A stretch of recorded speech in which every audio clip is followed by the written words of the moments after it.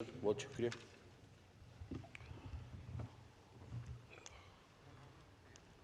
Sir, अंदाज़ा नहीं था कि आपकी मेहरबानी और शफ़क़त इतनी जल्दी हो जाएगी, लेकिन बहुत शुक्रिया। इस तरह थोड़ा सा वक्त शायद ज़्यादा मिल जाए। सर, ये एक रस्म है और रवायत भी है। हम हमेशा अपने सालाना बजट पर गुफ्तगू करते हैं। उसी रस्म को सर आगे बढ़ाते हुए, लेकिन साथ साथ ये भी चलता रहा है कि हमेशा इस बजट तकरीर का सहारा लेते हुए मुल्क की बैनुल-अक़वामी सियासी तमाम उमूर पर गुफ्तगू होती है, उन पर रोशनी डाली जाती है, अपने ख़यालात का इज़हार किया जाता है। तो सर, उसी तरतीब से कोशिश करूँगा कि अपने फ़राइज़ की अंजामदही हो। सर, सबसे पहले तो हम आइसोलेशन में तो बिल्कुल नहीं, और अगर कोई ये समझता है कि सिर्फ इस बजट पर ही तवज्जो मरकूज़ करके हम आगे चल सकते हैं, तो ये इंतहाई काला किस्म की जो है वो ख़ुद को धोखाधही होगी। आपका इस साल का बजट जंगों के साए तले बनने वाला बजट है। आपका इस साल का बजट बदलती हुई एशिया और फिर बदलते हुए दुनिया की सूरत हाल का बजट है। और इस साल का बजट मुतकाज़ी है कि हम तमाम जमातें पार्लियामेंट में इस बात को यकीनी बनाएं कि हमारा इत्तेहाद गैर मुतज़लज़ल होना चाहिए, क्योंकि हमें किसी भी वक्त, मैं दोहरा देता हूँ, हमें किसी भी वक्त किसी भी किस्म की सूरत हाल का सामना हो सकता है। इसमें मज़ीद मैं बात नहीं करूँगा। मैं समझता हूँ कि मैं जिस तरफ इशारा करना चाहता था, जिसको समझ में आनी होगी वो बात समझ चुका होगा। अगर जिसको नहीं आनी है तो उसको समझाने से गुज़िश्ता कोई 15 साल से तो मैं नहीं समझा सका, अब आगे कौन समझाएगा उनको।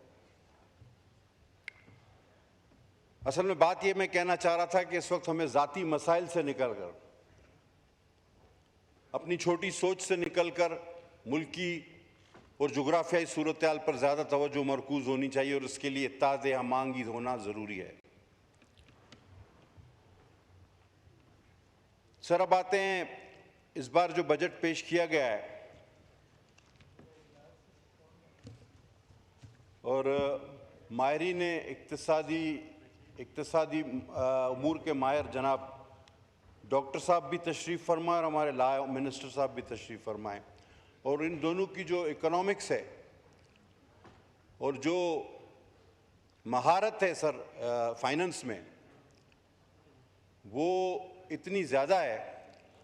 और अब तो शेख साहब भी तशरीफ़ ले आए, वो भी गुफ्तगू में शरीक हो गए, और पीछे भी एक भाई खड़े होके मशवरे दे रहे हैं कि किस तरह फाइनेंस को बेहतर किया जाए। और अब हाथ भी मिला लिया है तारड़ साहब ने उनसे कि जी हो गया सब कुछ। तो सर, आप देख रहे हैं, तो बहरहाल सर, ये अगर सूरत हाल है तो मैं समझता हूँ कि थोड़ी सी शायद हुकूमती बेंचों में ये खुशफहमी है कि in the end of the day Peoples Party हर चीज़ को सपोर्ट कर जाएगी। यकीन से कहता हूं सर, इस बार ऐसा बिल्कुल भी नहीं है, ऐसा बिल्कुल भी नहीं है। हम किसी भी ऐसी चीज़ को सपोर्ट करने नहीं जा रहे कि जो कि अवाम, मुल्क और मुल्की मफाद के खिलाफ हो। और अगर ये संजीदगी समझ में आ जाएगी तो मैं समझता हूं फिर वुज़रा भी सारे कतार में आके सुनना शुरू कर देंगे। सर, इससे पहले कि मैं जनरल मामलात पे आगे चलूं, मैं सर तवज्जो मबजूल कराना चाहूँगा हमारे इंतहाई काबिल वुज़रा की। ये सेक्शन 114C, डॉक्टर साहब पता है ना आपको 114 क्या है? 114 पता है फाइनेंस का, या तारड़ साहब को पता होगा? जी, लॉ मिनिस्टर साहब। सर 114C का पता है? नहीं। अच्छा जी, तो सर ये हाल है। अब सर ये 114C जो है ये नाअहल अफराद है। इसमें ये इस बार कहा गया है कि ये बैंक अकाउंट नहीं खोल सकते, ये अपने ही अकाउंट से पैसे नहीं निकाल सकते, एक हद से ऊपर ये स्टॉक मार्केट में नहीं जा सकते। सर ये आर्टिकल 23 जो 23 है हमारा और 818 का तो खिलाफ वर्जी है ही है, एक शख्सी आज़ादी की। इनकी मनकूला और गैर मनकूला जायदाद ये बेच नहीं सकते, खरीद नहीं सकते, इनके अकाउंट सीज हो सकते हैं, और ये इनके सर आर्बिट्री परसेंटेज, एक ख्याली परसेंटेज सेट की गई है, वो है 130%। अगर ये अपने लास्ट गोशवारे से 130% के करीब नहीं आते तो ये, अब ये सर ये ख्याली हद है जो एफबीआर ने मुकर्रर की, इसको समझना चाहिए। और ये अगर उस 130% के करीब नहीं तो इनको किसी भी वक्त गलत करार दिया जा सकता है। इसमें कुछ चीजें लिखना आप भूल गए हैं जो नॉन फाइलर के लिए और भी लिखी जा सकती हैं। ये अपने बच्चों के खतना नहीं करा सकते, और अगर ये रिश्ता मांगेंगे तो इनको कोई रिश्ता नहीं देगा, ये समोसे खरीदेंगे तो साथ में चटनी नहीं मिलेगी, और चलते हुए ये दो पैरों का इस्तेमाल नहीं कर सकते, एक पैर से लंगड़ा के चलेंगे ताकि दूर से पता चले कि ये नॉन फाइलर जा रहा है। तो सर ये तमाम चीजें जो है ये मैंने आइन के वो आर्टिकल भी बताए जिसके ये खिलाफ है। अब आगे चलें सर, ये 138 और 140 टैक्स की वसूली, अब ये टैक्स की वसूली कम और बत्तागिरी ज्यादा है सर। मेरे ख्याल में रिकॉर्ड टूटने वाला है आप लोगों का। ये कुछ मखसूस हालात में, जिस तरह हमारे साथ कराची में होता था, नोटिस दिए बगैर ही अकाउंट्स मंजमद और रकम निकाल लेगी एफबीआर, यानी नोटिस नहीं देगी, अकाउंट्स मंजमद कर देगी और रकम निकाल देगी। सर ये 104 आपका आर्टिकल है मुनसिफाना ट्रायल का कॉन्स्टिट्यूशन में, ये उसकी शदीद खिलाफ वर्जी है सर। ये कारोबारी अफराद को टोटल एफबीआर के रहमो करम पर करता है। सर ये एफबीआर को क्या आप कोई जल्लाद बनाने जा रहे हैं? नैब से तो चले ये भी बात हो चुकी, मैं रिपीट नहीं करूंगा। मतलब मुझे समझ में नहीं आ रहा कि ये हुकूमत को किसने मशवरा दिया है। मुझे यकीन है कि इस हुकूमत में इतने काबिल लोग हैं, मेरे बड़े भाई तारड़ साहब की तरह, कि वो ये नहीं कर सकते थे। ये बाबुओं ने कुछ इनको लिख के दिया और उन्होंने पढ़े बगैर ही हमारे सामने इसको रख दिया है। अगर ये इसको पढ़ते तो मैं नहीं समझता कि वो ये बातें यहाँ लाते। अब सर इनलैंड रेवेन्यू ऑफिसर की तैनाती को दे दें, ये 175C है सर इनका, 175C।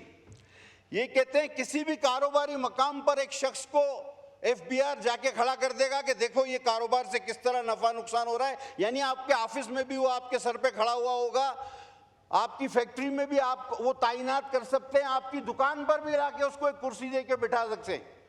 वो सर इसमें अच्छा हुआ ये नहीं लिख दिया इन्होंने कि बेडरूम में वो देखे कि राइट साइड पे इसको सोना है या लेफ्ट साइड पे सोना है, वो भी ये फैसला करे ये आदमी। ये अच्छा हुआ ये इनसे रह गया। सर ये इस किस्म के इकदामात में एक एक करके आपको बता रहा हूं। अब सर सेक्शन 14AC, ये सर मनकूला और गैर मनकूला जायदाद की मुंतकली है सर। अब जो शख्स सेल्स टैक्स एक्ट में रजिस्टर्ड नहीं, वो ये सारी चीजें नहीं कर सकता। इसमें टैक्स गुजार को सुनने का कोई हक नहीं, और ये टोटल अफसरान के रहमो करम पे होगा। और सर यानी कि अब इनकम टैक्स का एक ऑफिसर, पहले आपको उसके पास पेश होना पड़ेगा और आपको बताना पड़ेगा कि मैं क्या चीज खरीदने के काबिल हूं और मैं क्यों काबिल हूं, मैंने ये पैसे कहां से लाए, कैसे आए। और अब मैं सर खरीद ले तो उसके बाद तो टैक्स वो हमेशा देता ही है, लेकिन अब पहले आपको बताना होगा कि मैं फलां चीज खरीदना चाहता हूं। अब वो उस पर मुनस्सर है, वो कहे कि भाई तुम नहीं खरीदो। यानी हक के कारोबार भी मशरूत कर दिया गया है इनकम टैक्स के ऑफिसरों से कि वो अब आपको बताएंगे कि आप क्या खरीद सकते हैं, क्या बेच सकते हैं, क्यों खरीद रहे हैं, क्या खरीद रहे हैं। अब ये कोई अक्लमंदी वाली चीजें हैं? यानी आपको अपना, यानी एक शरीफ इंसान उसको कायल करेगा एक 17, 18, 19 ग्रेड के अफसर को कि भाई ये मैं चीज बेचने या खरीदने जा रहा हूं, मेहरबानी करके इजाजत दे दो, और वो फैसला करेगा उस शरीफ शहरी का कि हाँ भाई तुम ये करो या ना करो। उसके दिल में आए तो कहेगा नहीं, सवाल ही पैदा नहीं होता। अब सर ये सेक्शन इनका है 37AA और AA, ये इनलैंड रेवेन्यू, ये शक की बुनियाद पे किसी को भी गिरफ्तार कर सकते हैं कमिश्नर की इजाजत के बगैर। सर ये इख्तियार तो नैब को भी नहीं था, ये इख्तियार FIA को भी नहीं है, ये सिर्फ इजराइल के पास है।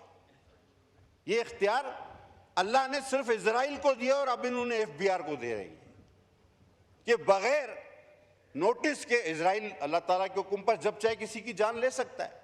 ये इजराइल के बाद ये इख्तियार सिर्फ इनकम टैक्स को दिया जा रहा है। बहरहाल, और उसके गिरफ्तारी के बाद तहकीक होगी कि आया ये शख्स गलत था या सही। अब आपको पकड़ के जूते मारते हुए हथकड़ी लगा के रोड से ले जाएं कमीज उतार के, और 2 घंटे या 4 घंटे दूसरे दिन बाद कहें कि नहीं यार ये शरीफ आदमी था, छोड़ दिया। ये कहां की अक्लमंदी है कि गिरफ्तारी के बाद एक शरीफ इंसान के उसको जो है बेगुनाह करार दिया जाए। ये सेक्शन 37A और AA है, ये पढ़ लेते काश। अब सर ऑडिट फर्म्स का मामला, आखिरी बात इस पर करूंगा फिर आगे चलता हूं, वैसे तो बहुत सारी बातें हैं। सर ये ऑडिट ओवरसाइट बोर्ड जो होते हैं, ये स्टॉक एक्सचेंज की ऑडिट ओवरसाइट बोर्ड जो है वो खुद अपनी जो है वो इनकी चार्टर्ड अकाउंटेंट जो इंस्टीट्यूट ऑफ चार्टर्ड अकाउंटेंट वो इनका ऑडिट करती है। सर अब एक ऑडिटर पे भी ऑडिटर बिठा दिया है। अब इन्होंने बजाय इंस्टीट्यूट ऑफ चार्टर्ड अकाउंटेंट के ICAP पे ये एक इदारा है उसको ये भेजेंगे और अपनी मर्जी के फैसले कराएंगे। सर आखिर ये सारी चीजें करके ये क्यों समझते हैं कि पाकिस्तान में कारोबार फैलेगा फूलेगा, कोई यहां आकर इन्वेस्टमेंट करेगा? कोई पागल हो गया भाई कि जिसके घर में तुम आदमी खड़ा कर दो, जिसकी दुकान में आदमी खड़ा कर दो, जिसके मकान पे आदमी खड़ा कर दो, जिसकी फैक्ट्री पे आदमी खड़ा कर दो, तुम्हारे पास आके इन्वेस्टमेंट करेगा, कारोबार करेगा। सर ये मुल्क का पट्टा बिठाने वाली बात है। ये पता नहीं किसने इनको बजट लिख के दिया, और इनकम टैक्स को ऑफिसरों को तो मैं कहता हूं इजराइल बना दिया। मैं बार बार कहना चाह रहा हूं। अच्छा आप कह रहे हैं जी सोलर पर 18% टैक्स, बिल्कुल भी नहीं करेंगे हम इसकी हिमायत।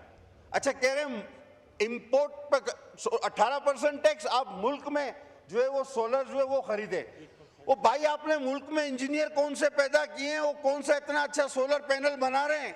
सर अगर पाकिस्तान में बनने वाला पैनल 5 यूनिट पैदा करता है तो उतने ही पैसे का जो हम बाहर से यूनिट मंगाते हैं वो 100 यूनिट पैदा करता है। आप या तो मुल्क में सोलर की उसी तरह की उस स्टैंडर्ड की मशीन लगाते, इंडस्ट्री लगाते, आप उसी सतह के सोलर पैनल बनाते जिस तरह के चाइना से आते हैं, जापान से आते हैं, जर्मनी से आते हैं। आप उस स्टैंडर्ड को मीट करते नहीं, आपने ये तो किया नहीं। आपका सोलर पैनल जो मुल्क में बन रहा है वो लगता है कि रेडियो है जो कि बजता नहीं है, वो डब्बे की तरह है, वो पुराना रेडियो लगता है जो बजता भी नहीं है। और वो सोलर पैनल इतने जदीद है, अब हम जबरदस्ती ये खरीदें वो खरीदेंगे तो 18% टैक्स लगेगा। और आप फिर कहते हैं कि हम मुल्क को तवानाई के बहरान से निकालना चाह रहे हैं। आप झूठ बोलते, आप चाहते ही नहीं कि ये मुल्क तवानाई के बहरान से निकले। वैल्यूएशन, इस पर मुझसे फेडरल मिनिस्टर ऑफ फाइनेंस मुत्तफिक हो गए। कराची की बात करूंगा, 5 लाख रुपए की जो जगह है उसकी FBR ने वैल्यू रखी है 25 लाख रुपए। अब टोटल वो 5 लाख की वैल्यू है, उसकी 25 लाख कहां से लाए कोई 25 लाख वाइट मनी? तो हुआ क्या इससे, अब इनको खुद अंदाजा नहीं कि लोगों ने रजिस्ट्रार के पास जाना बंद कर दिया, 2 गवाह रख के वो शरई मुआहदे करा रहे हैं। लेकिन मैं इसमें शुक्रगुजार हूं, मेरे दोस्त जो अब फाइनेंस मिनिस्टर नहीं रहे, अली साहब भी और हमारे फाइनेंस मिनिस्टर भी, ये मुझसे एग्री करते हैं कि हाँ ये गलत है। इन्होंने एक चीज़ कही थी मुझे कि आप मुझे निशानदेही करें। सर मैं अपने हल्के तक की तो निशानदेही कर सकता हूँ कि कहाँ की जो है ना रकूम गलत रखी गई है, वैल्यूएशन हाई रखी गई है, लेकिन पूरे कराची का सर्वे सर मैं ये इन जल्लादों से, इजराइलों से करा ले सर। इतनी बड़ी जब इनको इतने इख्तियारात दिए इनकम टैक्स वालों को, तो ये इनसे करा लेना। हम एक पूरी कराची का सर्वे मैं कहाँ से जाके करूँ सर। अब आप आ जाए सर, एक पूरे पाकिस्तान में, पूरी दुनिया में पाकिस्तान एक वाहिद मुल्क है, एक अनोखा मुल्क है कि जिसमें हमारा मकामी माहीगीर। पटेल साहब, आपके विप ने लिख के दिया कि आपको पार्टी की तरफ से एक्स्ट्रा टाइम दे दूं, तो इसलिए एक्स्ट्रा टाइम। जी बहुत शुक्रिया सर, मैं इंतहाई शुक्रगुजार हूं आपके साथ। सर पाकिस्तान इस तरह से एक अनोखा और वाहिद मुल्क है कि पाकिस्तान में मकामी माहीगीर को पोर्ट क्लियरेंस लेनी पड़ती है और उसके एवज उसको पैसे देने पड़ते हैं। अब वो कौन सा अफ्रीका, सोमालिया, अमेरिका जा रहा है, वो जाता है अपनी कश्ती लेके अपने समुद्र में शिकार करता है, वापस आता है, लेकिन उसको कहते हैं पोर्ट क्लियरेंस, कस्टम का पोर्ट क्लियरेंस दो। सर एक मुल्क से दूसरे मुल्क में आते हुए तो कस्टम का जिक्र सुना है, अपने ही मुल्क में शिकार करने, मछली पकड़ने, बच्चों का पेट पालने, वो भी कभी मिले कभी ना मिले, वो भी कस्टम भरे। ये कभी हुआ है? ये दौरान बजट स्पीच मिफ्ता इस्माइल साहब ने, अब वो साल मुझे याद नहीं, मेरे बोलने पे उन्होंने मेरा नाम लेकर अपनी स्पीच में कहा कि आज से हम ये खत्म कर रहे हैं। जो मेरी बात को अगर शायद कोई नोट कर रहा हो तो वो करे। उनके इस ऐलान के बावजूद आज तक भी हमारा मकामी छोटा माहीगीर कस्टम को पोर्ट क्लियरेंस दे रहा है, रोजाना आ रहा है, रोजाना जा रहा है, कहते हैं भाई तुम कस्टम को पोर्ट क्लियरेंस दो। ये किस किस्म का जुल्म है दुनिया में और कहीं भी नहीं। सर ये स्मगलिंग का बड़ा एक, अब सर जो चीज भी, मैं बलूचिस्तान से अगर कोयटा से चलूं, अभी तो खैर चलना हालात की वजह से थोड़ा मुश्किल भी है, लेकिन अगर चलता भी हूं तो सर 5 बार तो मेरा शनाख्ती कार्ड चेक किया गया जाता है। चले 2 जगह पे वो पहचान लेते हैं, 3 जगह पे फिर भी मुझे बताना पड़ता है मैं कौन हूं, मैं सफर पे जा रहा हूं। लेकिन ये सर ट्रक के ट्रक, सैकड़ों ट्रक ये कराची हर चीज के पहुंच जाते हैं, सुपर हाईवे से भी, आरसीडी हाईवे से भी, और जब सब कराची पहुंच जाते हैं तो वहां पे छापे लगना शुरू हो जाते हैं कि ये स्मगलिंग हो रही है, या स्मगलिंग का सामान है। ये 2 दिन 3 दिन की मुसाफिर तय करके जहां पे सारे महकमे, police, custom, coast guard, rangers, दुनिया का हर महकमा वो कराची तक पहुंच जाता है, और कराची में जब दाखिल हो जाता है उसके बाद वो स्मगलिंग का सामान हो जाता है। रास्ते में वो स्मगलिंग का सामान नहीं है। ये मामला आखिर मेरी समझ से तो बाहर है। कोई भी चीज कराची में तो नहीं बन रही, वहां पैदा नहीं हो रही, और आपको पता है आ कहां से रही है। चले पोर्ट से अगर हो रही हो तो अलग बात है, लेकिन बजरिया सड़क कोई केपी से आ रही है, तो कोई अफगानिस्तान से आ रही है, तो कोई ईरान से आ रही है, उस वक्त वो कस्टम चोर नहीं है, वो जुर्म नहीं है। हाँ, कराची की हुदूद में जब वो दाखिल हो गई तो वो चीज जुर्म बन जाती। सर ये भी मेरे लिए बड़ी हैरत की बात है, वो इदारे पता नहीं इन सड़कों पर क्या कर रहे हैं। सर पोर्ट कासिम अथॉरिटी को भी इसी फ्लोर ऑफ द हाउस पे, अब फिर मुझे सन याद नहीं, अली मोहम्मद मेरी मदद करेंगे, हमाद अजहर ने जब बजट पेश किया था जिस साल, फेडरल कंसोलिडेटेड फंड से निकाला गया था, आइटम ड्रॉप किया गया था, आइटम नंबर 8 था या 9 था बजट का। फ्लोर ऑफ द हाउस पे मिनिस्टर ने आइटम ड्रॉप किया, अख्तर मेंगल, असलम बूतानी साहब के कहने पे, जो उस वक्त आपके इत्तादी थे, लेकिन वो गजट में छप गया। और आज भी वो केस चल रहा है सुप्रीम कोर्ट में। यानी हम अपना यहाँ पे जो वादा करते हैं, एक मैंने मिफ्ता इस्माइल का बताया, एक हमाद अजहर साहब का बताया, और जो हम वादा करते हैं वो गजट हो जाता है और उसके बाद वो केस चल रहा है। वो कह रहे हैं कि जनाब फाइनेंस मिनिस्टर ने तो इसको ड्रॉप कर दिया था, वो कहते हैं नहीं जी गजट में छप गया है। अरे भाई गजट में गलत छप गया, जो फाइनेंस मिनिस्टर ने अपने ताजियों के कहने पे उसको ड्रॉप कर दिया तो वो गजट में गलती से छपा है। और हमारे असेंबली का अमला भी माशाल्लाह बहुत ही काबिल है कि वो ड्रॉप किया उसने कि जी हम ये वापस लेते लेनो जूं का तू जाने दो। वो आज तक केस चल रहा है। खुदा के वास्ते इसको भी किसी फैसले की तरफ ले जाए। मैं सर आज नहीं चाहूंगा कि माहौल जरा भी तल्ख हो, क्योंकि हम वैसे ही आलमी तलखी का शिकार हैं इस वक्त। मैं सिर्फ इतना कहना चाहता हूं सर कि ऐसा बजट ऐसे वक्त में आपको सूट नहीं करता। मैंने जब पूछा दो चार इनकी शिकें, किसी ने नहीं पढ़ा इसको। हमारे दोस्तों ने अभी तस्दीक भी हो गई, इनको पता ही नहीं, और फाइनेंस मिनिस्टर साहब यहाँ मौजूद नहीं। हाँ, अलबत्ता ये पहली बार हुआ है कि इस बार दो बजट आए थे, एक पढ़ा गया एक नहीं पढ़ा गया, दोनों हुकूमती जमात के थे। एक एमक्यूएम ने भी बजट पेश किया, ऐसी मुझे दो कॉपी मिली। एक हुकूमती बजट जो पढ़ी जा रही थी, एक एमक्यूएम का बजट था, वो नहीं पढ़ा उन्होंने, तो वो भी पढ़ दें।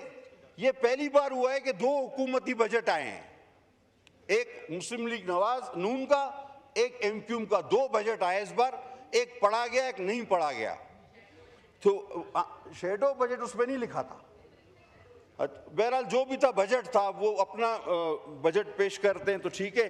तो अब कहने का मकसद है जब हुकूमती दो बजट हो तो कौन से बजट पे आदमी अमल पैरा हो। सर आखिर में आते हैं उन गरीब मजदूरों की तनख्वाहों पे। सर महंगाई वाकई है, बड़ी है। मैं कहना चाहता कि कब से ये बढ़ी और कितनी बढ़ी और किसके दौर से बढ़ना शुरू हुई और फिर बढ़ती ही गई।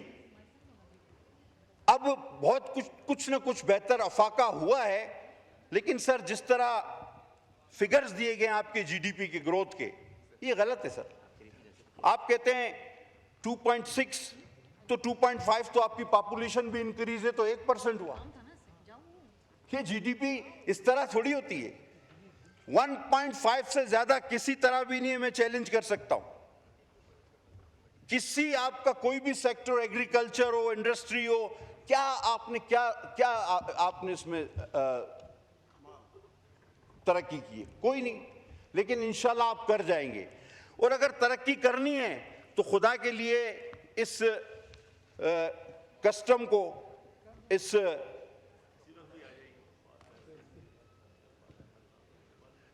एफबीआर को आप लगाम दें। ये गिरफ्तारी, ये आपके कारोबार की जगह, आपके घर, आपके मकान, आपकी दुकान में इनकी तैनाती को रोकें। ये बगैर सबूत के, बगैर नोटिस के अकाउंट मंजमद करना और किसी को भी शक की बुनियाद पर गिरफ्तार करना, ये सारा इस बजट का हिस्सा है, इस बिल का हिस्सा है। तो ये आप लोगों को भगाना चाहते हैं इस मुल्क से, जो कि पहले ही भाग रहे हैं, या आप चाहते हैं कि कोई ना कोई जिस रास्ते पे हम चल निकले उस पे चल पड़े।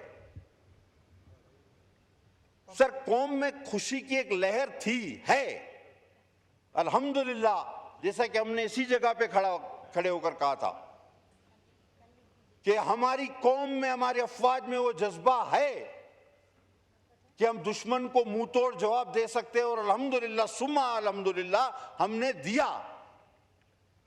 आज हमारा दुश्मन 100 बार सोचेगा हम पर हमला करने से पहले। लेकिन सर कौम की इस खुशी को, कौम के इस यकजहती को, ये आपका मुल्क दुश्मन बजट पारा पारा कर देगा, जिसमें हर शख्स गिरफ्तार हो सकता है, हर शख्स को जो है शक की बुनियाद पे आप बंद कर सकते हैं, हर आदमी कारोबार नहीं कर सकता। अच्छा मुझे एक बात सर, आज ये मिनिस्टर साहब बताएं, अगर नॉन फाइलर बैंक अकाउंट नहीं खोल सकता तो वो, अगर कोई नया नौजवान आए वो कहता है मैं कारोबार करना चाहता हूं, उसको कोई उधार देता है तो अब वो पहले बैंक अकाउंट ही नहीं खुलेगा, वो कोई चीज खरीद नहीं सकता, तो वो मुझे बताएं वो दुकान कैसे खरीदेगा, वो कैसे शुरू करेगा अपना कारोबार। इसका क्या तरीकेकार है कि कोई नया आदमी अगर अपना बिजनेस शुरू करना चाहे तो पहले तो आप कहते हैं कि अच्छा तो नॉन फाइलर नहीं होता, अभी तक तो बेरोजगार था, अब वो फाइलर बनने जा रहा है तो वो बैंक अकाउंट नहीं खोल सकता, वो कोई चीज खरीद नहीं सकता। ये क्या अकलमंदी है? ये कौन सी, मतलब किसने बनाया है ये बजट? और नया आदमी तो अब कोई काम शुरू ही नहीं कर सकता, यानी नौकरियां आप देंगे नहीं, कोई शख्स कारोबार शुरू नहीं कर सकता, शुरू करेगा तो उसको गिरफ्तार कर लिया जाएगा, अगर उसने कारोबार शुरू भी कर लिया तो उसके सर पे कोई आके खड़ा हो जाएगा कि देखो ये कमा रहा है या नहीं कमा रहा, और अगर वो आपकी तवक्को जो 130% है उसके मुताबिक नहीं कमा रहा तो इसको अंदर करो और इसके अकाउंट जब्त कर लो। खुदा के वास्ते ये किसी दुनिया में किसी और मुल्क में है? और उसको सुनवाई का कोई हक भी नहीं। ये किसी और दुनिया में ऐसा मुल्क में ये एफबीआर के कानून हैं? सर सीधा सीधा मैं आपसे कह देता हूं कि सर ये नहीं होगा, ये नहीं चलेगा इस तरह, ना हम मंजूर करेंगे, ना मैं समझता हूं कोई भी समझदार आदमी जो इस बजट को पढ़ सकता है, जो इसको समझ सकता है, वो कभी भी इसके हक में वोट नहीं देगा, कभी भी हक में वोट नहीं देगा। Thank you. बस सर वो फारूक भाई ने, मैं हमेशा एक शेर पढ़ता हूं, फारूक भाई ने उस शेर को गलत पढ़ दिया था इस बार। हाँ, हमारे बाबू भाई जो है फारूक भाई, और वो शायर भी कतील शफाई है सर। सर बहुत खूबसूरत शेर है वो, मैं हमेशा हर बजट स्पीच में पढ़ता हूं, आप रिकॉर्ड उठा के देख लें। और ये मैंने 2008 में इसलिए पढ़ा था कि मेरी अजीम कायद शहीद मोहतरमा बेनज़ीर भुट्टो साहबा शहीद हो गई, तो मैंने उनके लिए ये पढ़ा था कि वो मुझे दुख हुआ कि उनको दोबारा गलत क्यों पढ़ा गया। 2007 में उनकी शहादत हुई तो 8 में हमने बजट पेश किया और नवीद कमर ने